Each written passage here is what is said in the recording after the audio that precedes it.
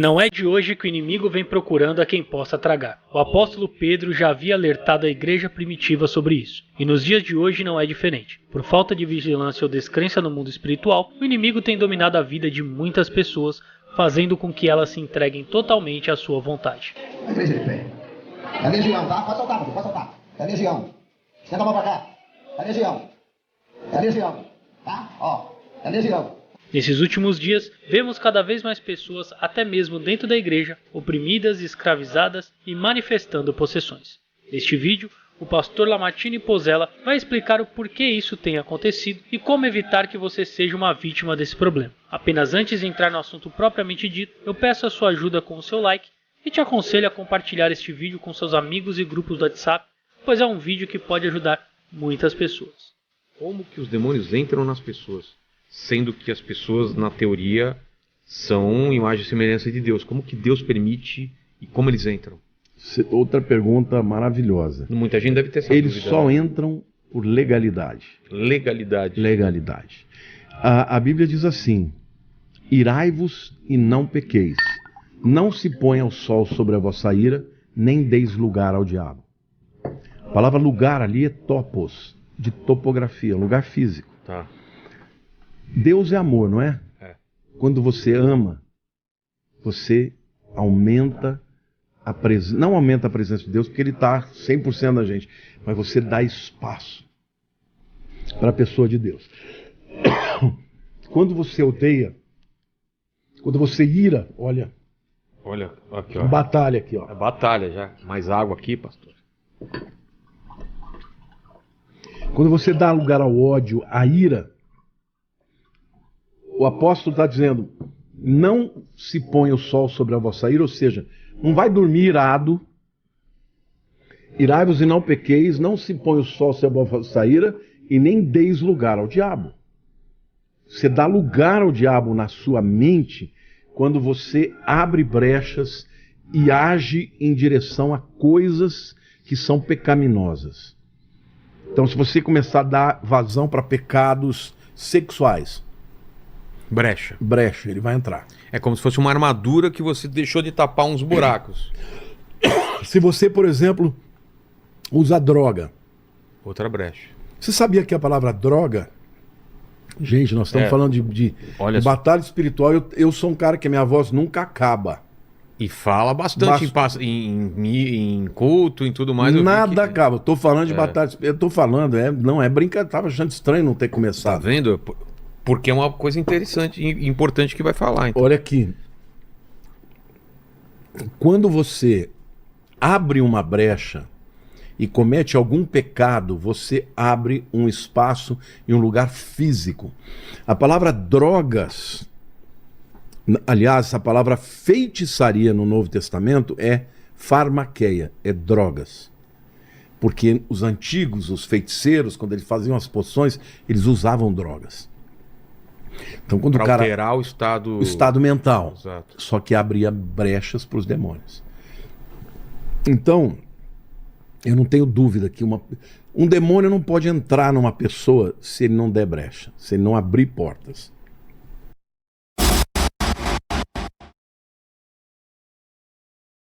Então, não existe uma luta que seja na mente que não vá trazer consequências. Por isso que você sente o peso. Eu estou te falando isso. Você falou, por que a gente sente o peso? Porque o peso é no corpo, não é só na alma. Mas por que tem essa coisa das pessoas, quando as pessoas... Tem gente que fala de olho gordo, desejar o mal. Por que você sente, às vezes, um ambiente pesado, sente que as pessoas estão querendo o seu mal? Por que isso te afeta? Afeta porque o mundo espiritual afeta o mundo intelectual e que, por sua vez, afeta a mente. Você vê esse negócio que eles falam, né, de planta seca pimenteira. É. Cara, acontece. Muitas vezes uma planta, ela recebe uma pessoa Animal, que tem né? animal, sofre, a planta pode morrer quando pessoas têm inveja, porque isso daí, no mundo espiritual, é uma energia mesmo.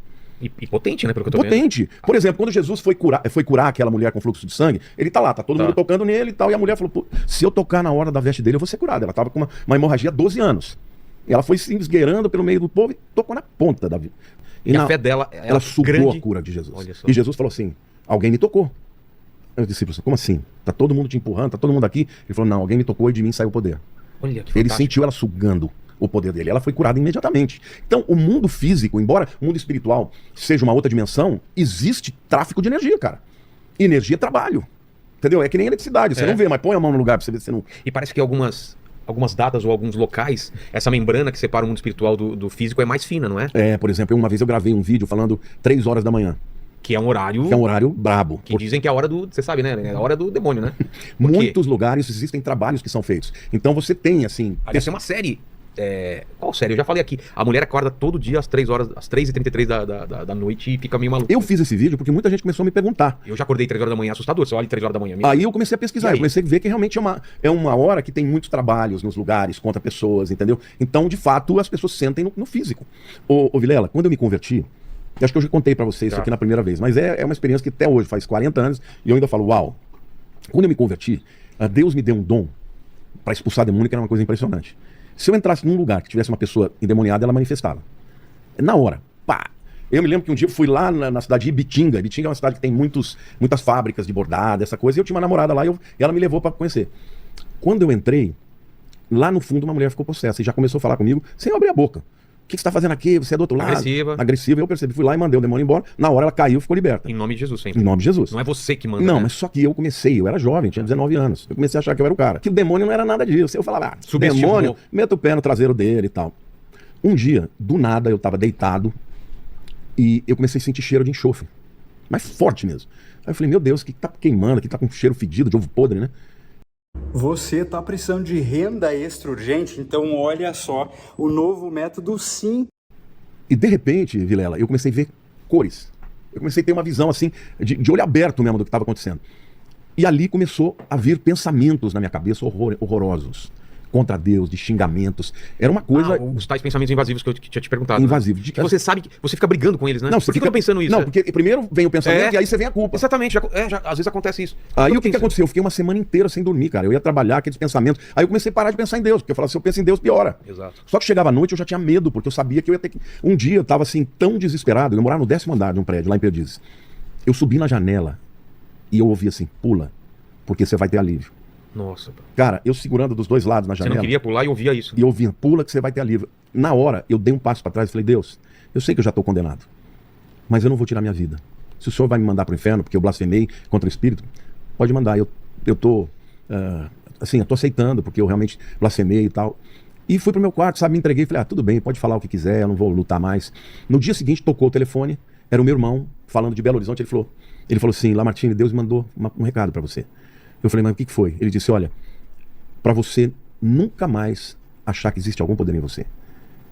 Porque Deus está mostrando que você está vivendo um momento, uma guerra espiritual muito grande, mas que isso é só um teste para você aprender a dar glória para Deus. Quando ele falou aquilo, eu comecei a chorar. Quando eu não falei nada para ele. Quando eu desliguei o telefone, eu nunca mais tive aquilo. E aí Deus falou assim, filho, no nome de Jesus você tem poder, mas no seu poder você não tem nenhum. Então nunca se esqueça de dar glória para mim. Como é que você fecha a porta? Confessando o seu pecado, pedindo perdão a Deus e se enchendo de Deus, lendo a palavra, ouvindo louvor, entendeu? Colocar louvor no momento que você vai orar, se quebranta perante Deus, ouça a palavra, leia a palavra, fale a palavra, ore a palavra, porque as brechas vão sendo fechadas.